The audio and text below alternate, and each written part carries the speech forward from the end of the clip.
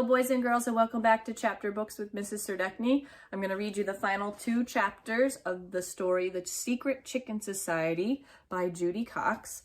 So in the last 2 chapters that we read, chapters 9 and 10, in chapter 9, Daniel tried 4 different ways to keep Peepers a secret, such as hiding Peepers, keeping him quiet, stopping him from crowing, and putting him in the dark. All 4 attempts didn't work. Instead, Peepers flew up a tree where he stayed all night. The next morning, Daniel had slept in and woke up when the doorbell rang. It was 2 police officers asking about a rooster. After that close call, Daniel researched all afternoon and decided to insulate the chicken coop. The next day, it seemed to work, but Daniel feels bad lying to his parents.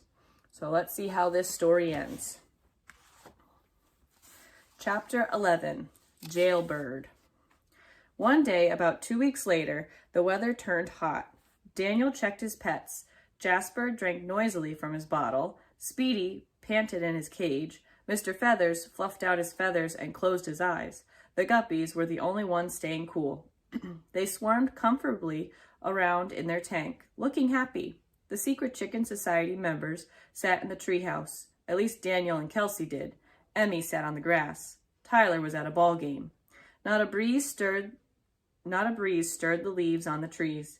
Bees buzzed in the garden. The chickens rested in the shade, not making much noise. "It's too hot to do anything," said Kelsey, fanning herself. "Too hot to think," said Daniel. He rubbed the sweat off his forehead with his arm. "Too hot to pink," said Emmy. She peeled the petals off a daisy and flung them in the air. "Too hot to stink," said Daniel, and they all laughed. "Can we have ice pops?" Emmy called to Dad. He was working on his laptop on the back porch. He nodded. "Bring me an orange one," he said. "Can we run through the sprinkler?" asked Kelsey. "Sure," said Dad, "but set it up in the front yard. That grass could use some water." They went out the side gate to the front yard, dragging the hose and sprinkler. Daniel didn't see the curious hens follow them out front. The kids put on their swimming suits and ran through the spray. The cold water felt delightful. When they were completely soaked, Emmy brought out the ice pops.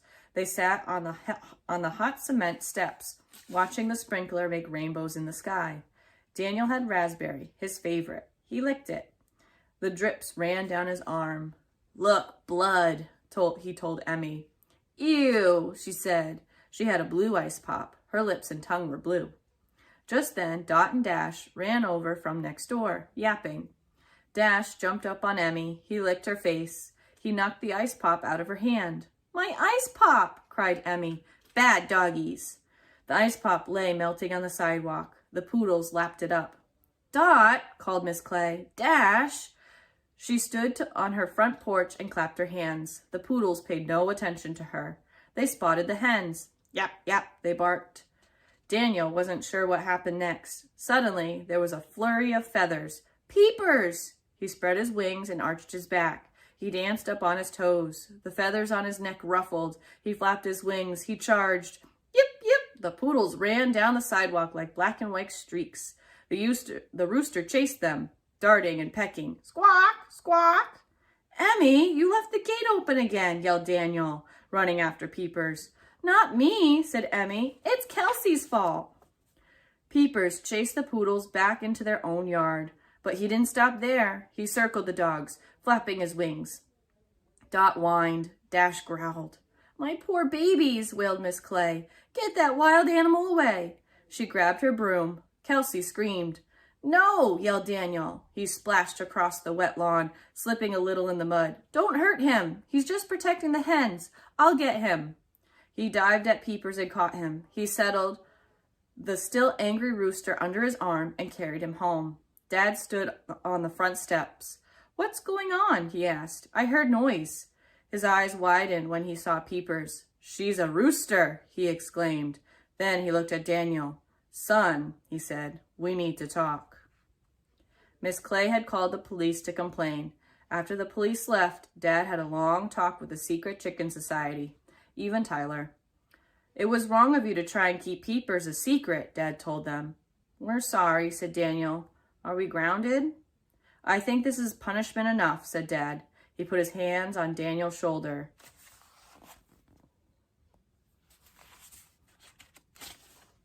The police have given us just 14 days to find another home for Peepers.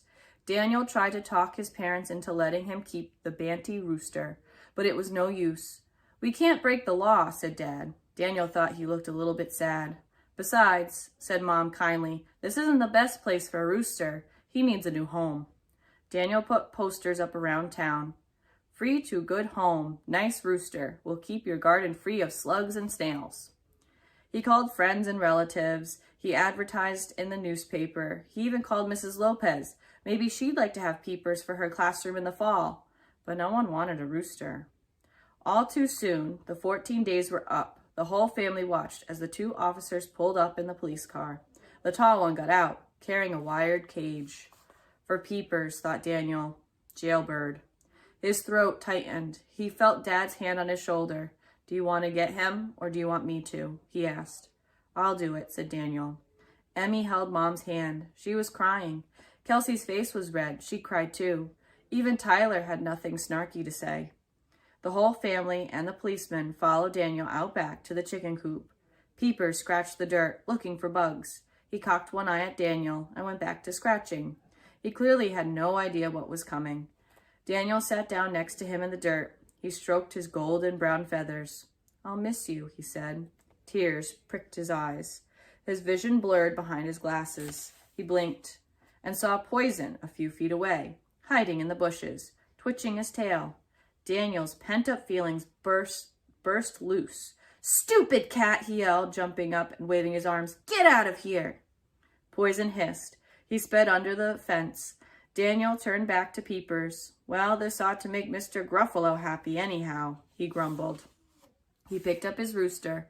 He wished Mr. Gruffalo would say Mrs. Gruffalo could say goodbye. At least she liked roosters. Wait a minute, he yelled. He turned to the policeman. Can I make one phone call? They looked at each other. Please, Daniel pleaded. Even the bad guys on TV get one phone call. The stout officer shrugged. Daniel put Peepers back into the chicken's run.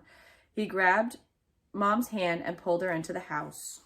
Chapter 12, The Chicken Dance. That afternoon, the whole family went to Willowdale Care Center. Soft music still played. It still smelled like boiled cabbage and cleaning stuff. Mom and Dad brought blackberries from the garden. Emmy brought more wildflowers. Kelsey brought banana bread. Tyler just brought himself. Mr. Gruffalo was there too. He stood behind Mrs. G's wheelchair. He'd brought a cake for Mrs. G's birthday. He looked surprised to see Daniel carrying Peepers. He started to frown, but Mrs. G held out her arms.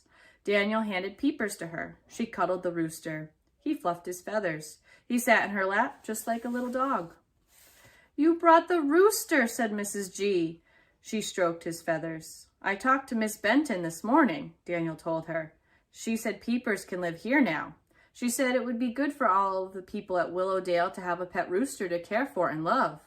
Mrs. G set Peepers on the floor. The other residents came over to see.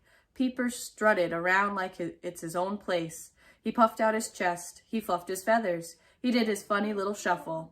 He's doing the chicken dance, said Mrs. G. Her eyes crinkled with laughter. Peepers pranced over to Mr. Gruffalo. He tugged on Mr. G's shoelaces, and everyone laughed. He thinks it's a worm, laughed Mrs. G. Thank you for bringing him, she said to Daniel. You get to keep Peepers here, said Daniel. He looked warily at Mr. Gruffalo. What would he say? Would he say roosters belong in stew pots?